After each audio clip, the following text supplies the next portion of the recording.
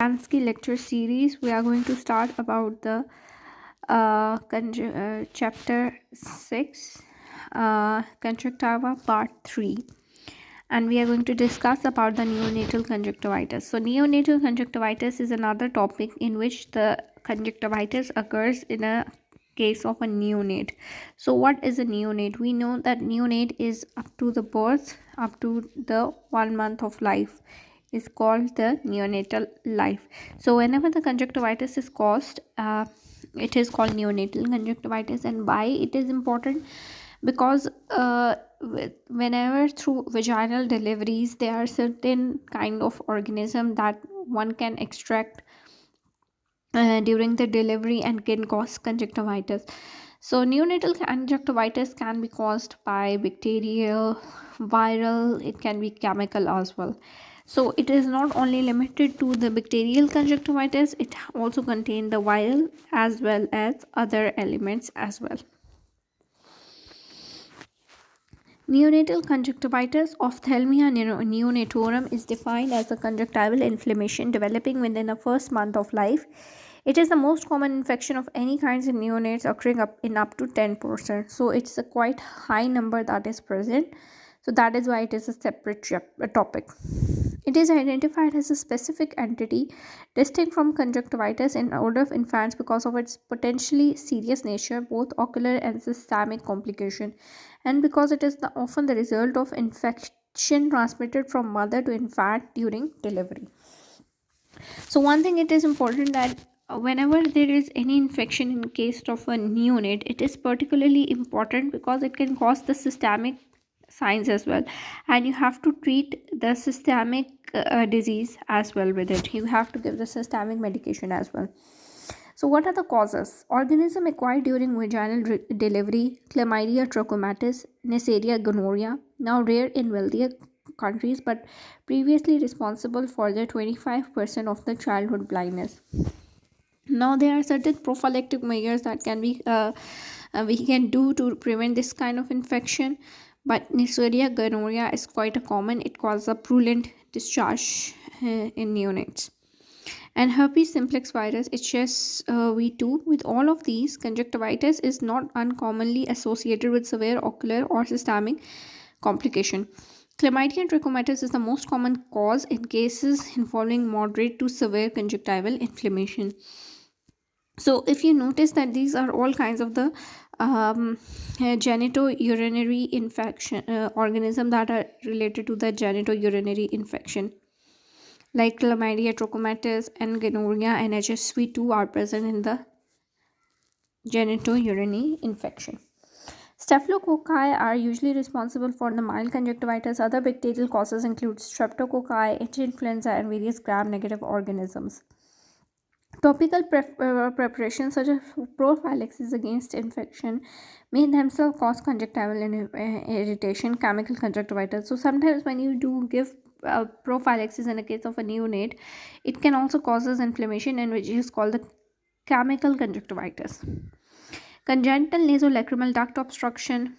Despite poor neonatal tear production, a persistently mild watery eye with recurrent bacterial conjunctivitis may be secondary to a blocked tear duct. So whenever there is a tear duct blockage, the water may tends to get accumulate, and there will be the cause of the bacterial conjunctivitis, which is responsible for the conjunctivitis.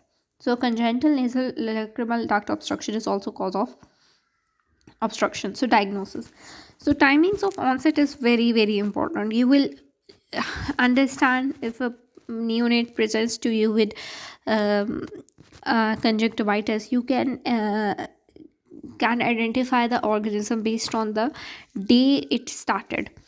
So chemical irritation, you will know that it will occur within the first few days. Why? Because we apply the prophylactic antibiotics or prophylaxis soon after the birth, so it will occur in the first few days of life. The gonococcal will also occur during the first week. Staphylococcal and the other bacteria will occur at the end of first week, and herpes simplex virus will 1 to 2 weeks. Remember that HSV have two types, HSV1 and HSV2.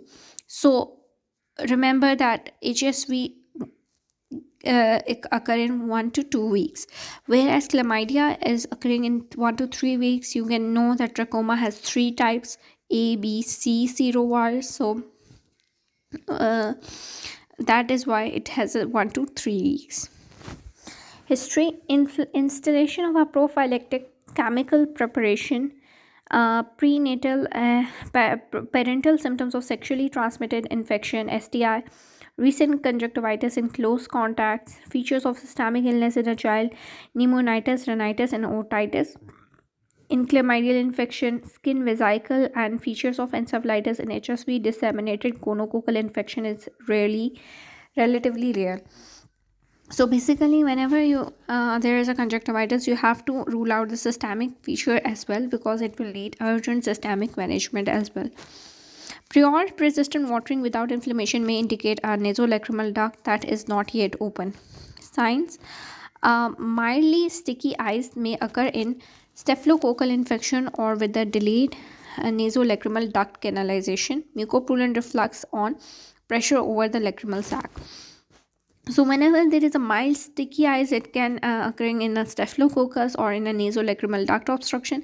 And how will you know that there is a nasolacrimal duct obstruction? There will be the swelling on the medial canthal area, and when you press that swelling, there will be the reflux mucopurulent discharge. Discharge is characteristically watery in chemical and HSV infection, mucopurulent in chlamydial infection, and purulent in bacterial infection, and hyperpurulent in gonococcal conjunctivitis. So it we will know the correct type of organism based on the characteristic of the discharge. So you can see figure 6.8, eyelid edema and purulent discharge in neonatal conjunctivitis. Severe eyelid edema occur in gonococcal infection. It may be difficult to distinguish severe conjunctivitis from preseptal and orbital infection. Signs of decreased cystitis should be excluded. Eyelid and periauricle vesicle may occur in HSV infection and critically aid early diagnosis and treatment. Corneal examination is mandatory and is particularly important if gonococcal infection is suspected, as ulceration with rapid progression is common. So in gonococcal, as we know, can invade the intact corneal epithelium, so it can also cause the corneal ulceration, and when it involves the cornea, then perforation is rapidly progressed. Use of the pentorch insertion of an eyelid speculum and fluorescein drop may be helpful. The latter may facilitate the identification of a dendritic or geographic epithelial lesion that may be present in HSV infection, in contrast to the punctate epitheliopathy seen with older children with a primary hepatic conjunctivitis. So you may do the fluorescein staining in a case of a neonate, but if you suspect an ulcer, and pattern of ulcer will determine the type of infection. So in case of a dendritic or geographic lesion, you may suspect the HSV infection. Pseudomembranes are not uncommon in chlamydial conjunctivitis. So not uncommon is quite a common word that is used in the kanski, and are not uncommon means that they are present basically. I think they should change this word, because not uncommon is like it is uncommonly present. Not uncommon means that not uncommon mean that it is common, or you can say it is not commonly present, but it can be present. It can be present. So you should replace this word with can be present. Okay, like congenital glaucoma may masquerade as neonatal conjunctivitis and should always be considered, particularly in monoocular cases. Investigations are tailored to the clinical picture. The result of any parental prenatal testing for STI should be obtained. So, one thing we should always do whenever we suspect the neonatal conjunctivitis is to check the mother for the STIs. Conjunctival scrapings are taken for nucleic acid amplification (PCR), particularly for chlamydia and HSV. So, in that cases, we PCR is a helpful. Separate conjunctival scrapings are applied to the glass slide for gram and Jameson staining. Multinucleated giant cells may be present on a gram stain in HSV infection. Conjunctival swabs are taken with a calcium alginate swab or a sterile cotton tip applicator for standard bacterial culture and chocolate agar or Thyer martin for Neisseria gonorrhea. So you basically take the conjunctival scrapings with the calcium alginate swab or a sterile cotton tip applicator, and then you send it for the bacterial culture. For the bacterial culture, that is blood agar or chocolate agar or Thyer martin for the Neisseria gonorrhea. Epithelial cells infected with HSV may show eosinophilic intranuclear inclusion on papinocolloid smear. So, what will be the show? The pap smear will show that it is usually known as a pap smear. So, what will the pap smear show?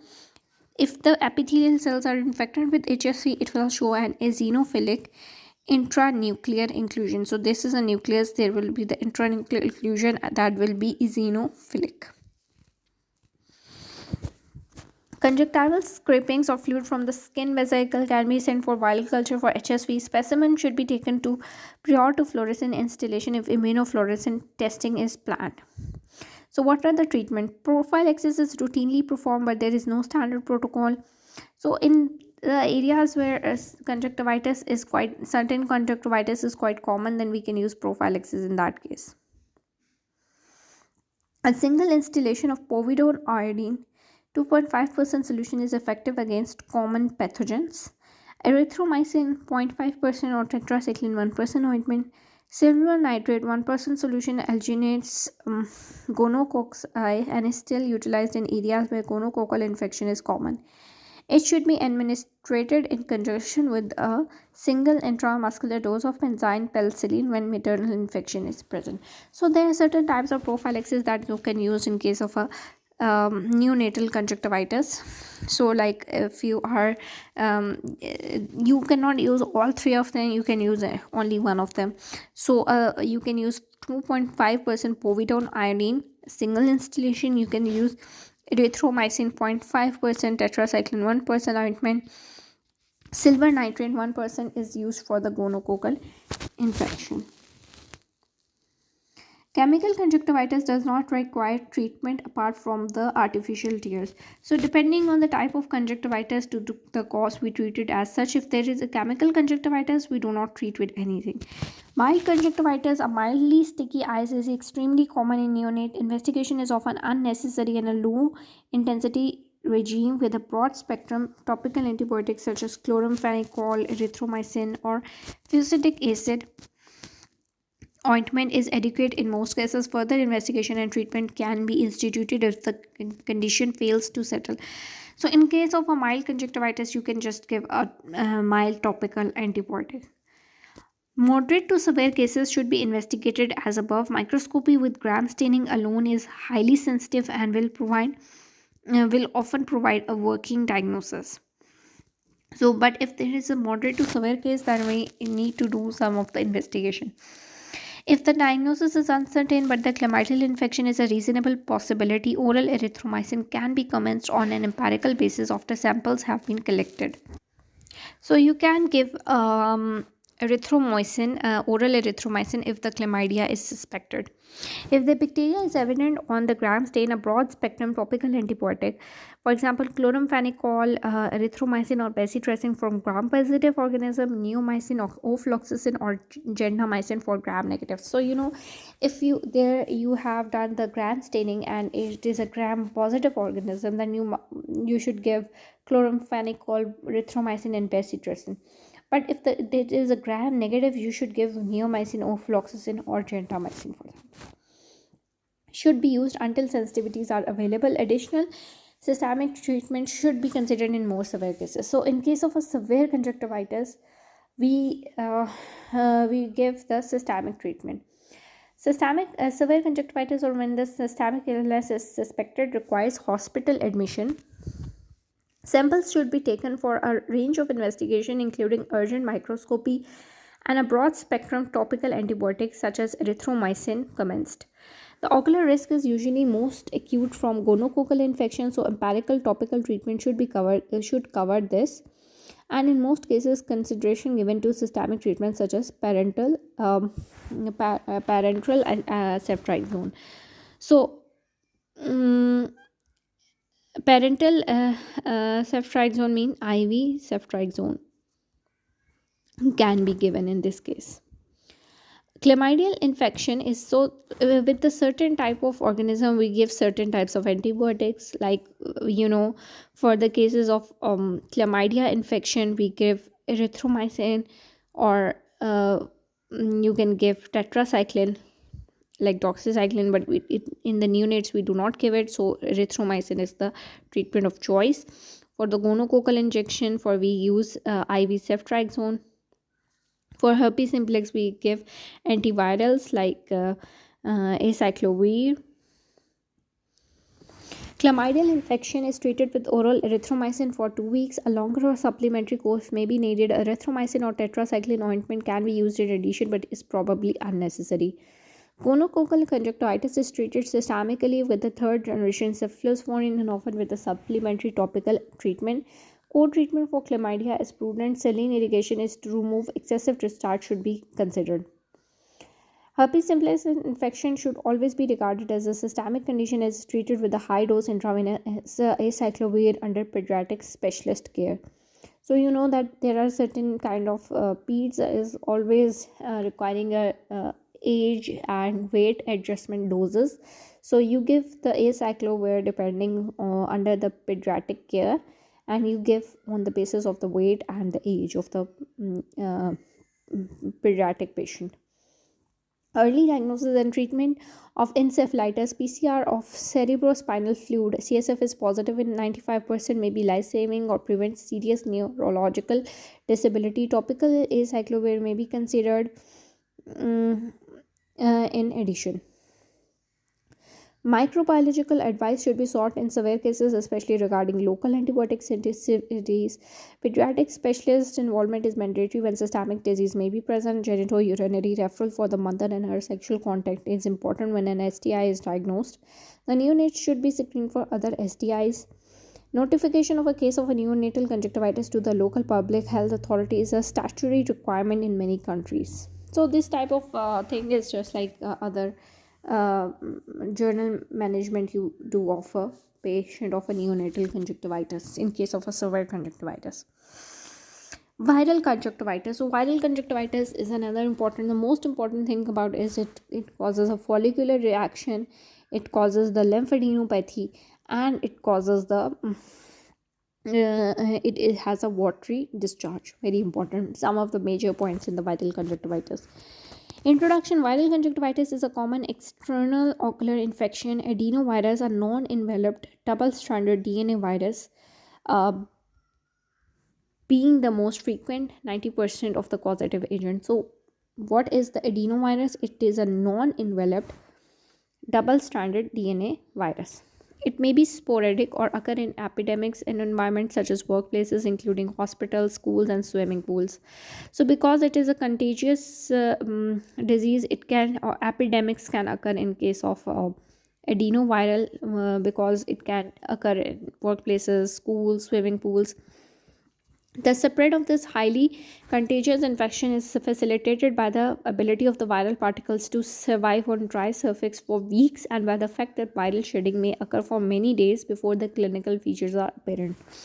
So, why it is more contagious? Because it can occur before even you have the signs or symptoms shedding of the virus, and it has ability to survive on the dry surface. Transmission is generally by the contact with respiratory or ocular features, including biofomites such as contaminated towels.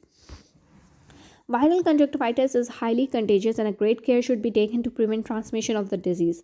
Presentation. The spectrum of the viral conjunctivitis varies from the mild subclinical disease to severe inflammation with significant morbidities.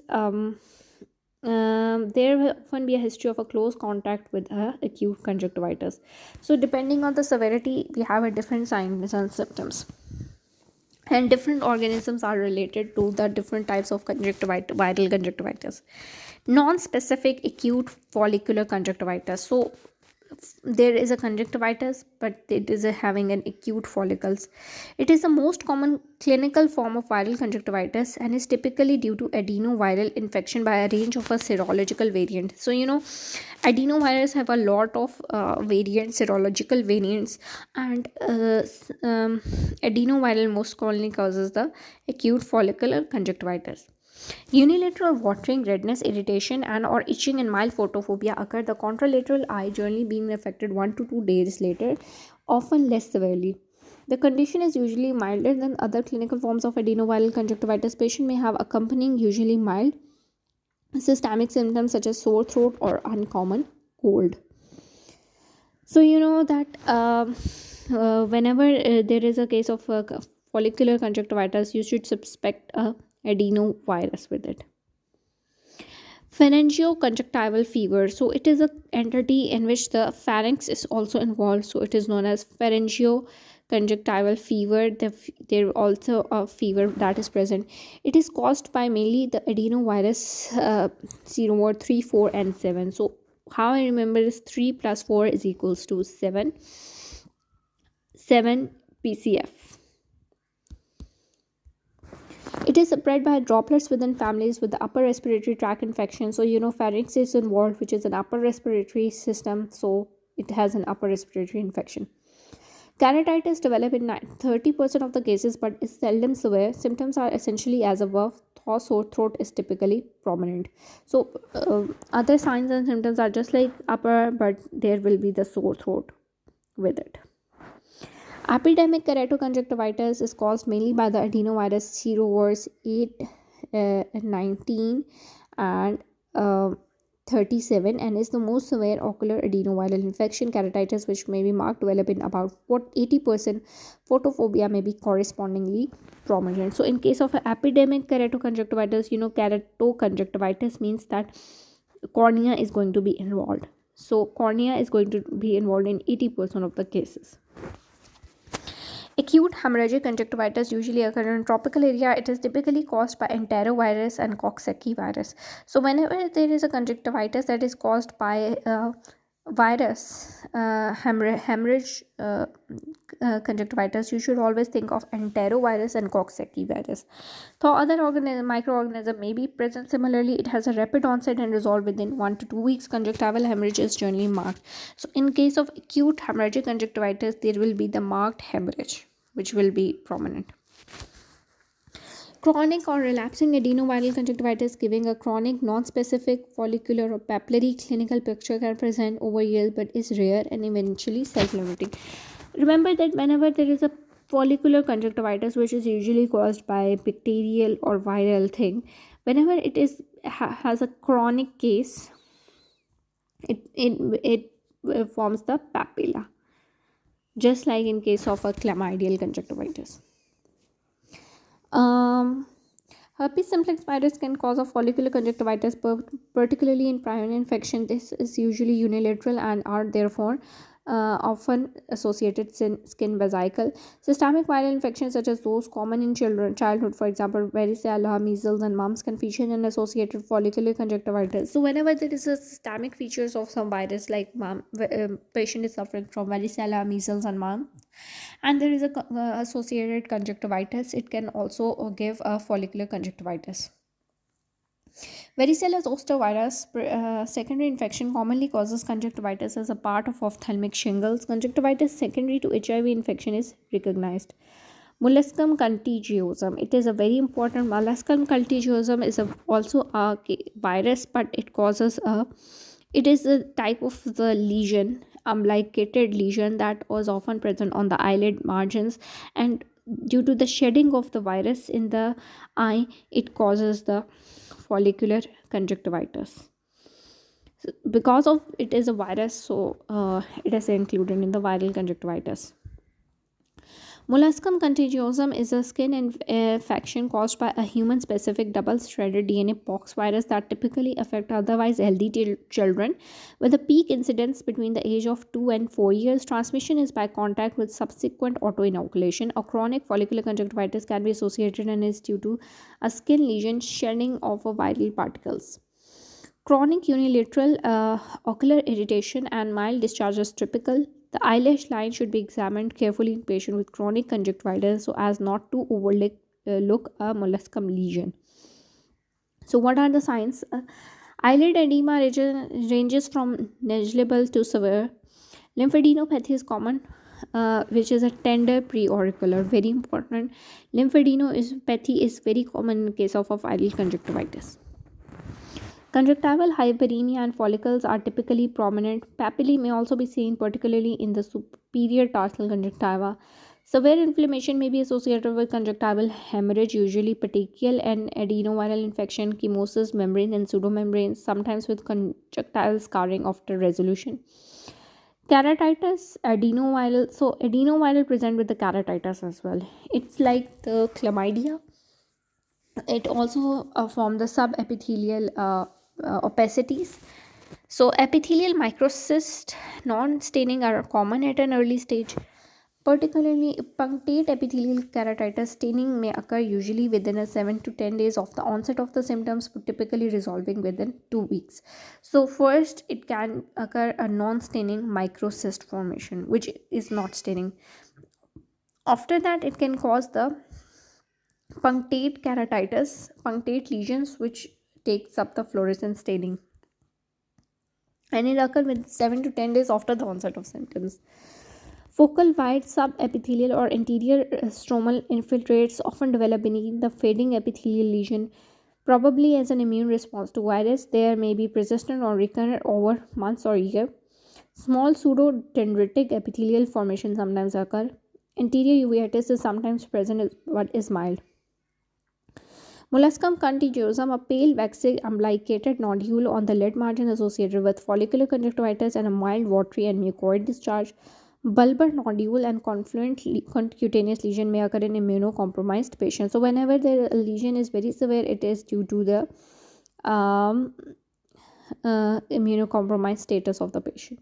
So, it is a figure 6.9 is showing the adenoviral conjunctivitis, A is showing the follicular conjunctivitis, B is showing the pseudomembrane formation, C is showing the residual scarring, and D is showing the subepithelial infiltrate in case of an adenoviral keratoconjunctivitis. 6.10 is showing the molluscum eyelid lesion, follicular B is showing the follicular conjunctivitis associated with the molluscum lesion. So there is certain investigation that you are carried out, but usually the investigation is not unnecessary. It basically a diagnosis of a clinical diagnosis. Investigation is generally unnecessary but should be considered if the diagnosis is in doubt or there is a failure of resolution. Giemsa staining show a predominantly mononuclear cell in adenoviral conjunctivitis and a multinucleated joint cell in herpetic infection. Very important. Multinucleated joint cell in case of a herpetic infection, and mononuclear cells in case of an adenoviral conjunctivitis. Nucleic acid amplification techniques such as PCR are sensitive and specific for viral DNA. Viral cultures with isolation is the reference standard but is expensive and fairly slow, days to weeks, and requires specific transport media. Sensitivity is variable but specificity is around 100%. A point of care immunochromatography test takes 10 minutes to detect adenoviral antigen in tears. Sensitivity and specificity are excellent. Serology for IgM or raising IgG antibody titers to adenovirus has a limitation and is rarely used. Investigation for other causes such as chlamydial infection may be indicated in the non-resolving cases. The treatment of hepatic ocular surface disease is addressed in chapter 7. Spontaneous resolution of the adenoviral infection usually occur within 2 to 3 weeks, so specific treatment is typically unnecessary. No antiviral agent with clinically useful activity against adenoviral has yet been produced. So basically, the adenovirus is spontaneously resolving disease. It usually resolves 2 to 3 weeks, and you just give the symptomatic treatment, not uh, uh, for the viral itself. Reduction of the transmission risk by meticulous hand hygiene, avoid eye rubbing and towel sharing. There should be scrupulous in disinfection of instrument and clinical surfaces after examination of an infected patient. For example, sodium hypochlorite and povidone iodine. Molluscum contagiosum. Although lesions are self-limiting in immunocompetent patient, removal is often necessary to address secondary conjunctivitis or for cosmetic reason. Expression is facilitated by making a small nick in the excision of the margin of the lesion with the tip of the needle. So the thing is, sometimes the molluscum contagiosum uh, is resolved on its own in cases, but sometimes you can do give a nick on the lesion, and you can express it so that removal of the molluscum can um, cause the lessening of the follicular conjunctivitis. Topical steroids such as prednisolone 0.5% 4 times daily may be required for severe membrane or pseudomembranous adenoviral conjunctivitis. So, whenever there is a membrane or pseudomembrane formation, then you can give the steroid as well. Symptomatic keratitis may require weak topical steroid, but these should be used in caution and they do not speed resolution but only suppress inflammation, and lesion commonly recur after premature discontinuation. Steroid may enhance viral replication and extend the period during which the patient remain infectious. Intraocular pressure should be monitored if the treatment is prolonged. Other measures discontinuation of the contact lens wear until the resolution of symptoms. Artificial tears 4 times daily may be useful for the symptomatic relief. Preservative free preparation may give superior comfort and is applied in a single dose unit, may reduce transmission risk. Cold or warm compresses for symptomatic relief. Topical antihistamine and vasoconstrictor may improve symptoms, particularly itching. The place of a non-steroidal anti-inflammatory drop is not well established but may be affected in some circumstances such as steroid weaning. They are not thought to promote viral replication. Removal of symptomatic pseudomembrane or membranes. Topical antibiotic if secondary bacterial infection is suspected. Povidone iodine is very effective against free, although less so against intracellular adenovirus, and has been proposed as a means of decreasing infectivity. So these are just the general measures that you can do to prevent the uh, viral infection. So that's it for the conjunctiva part 3. See you in the next lecture.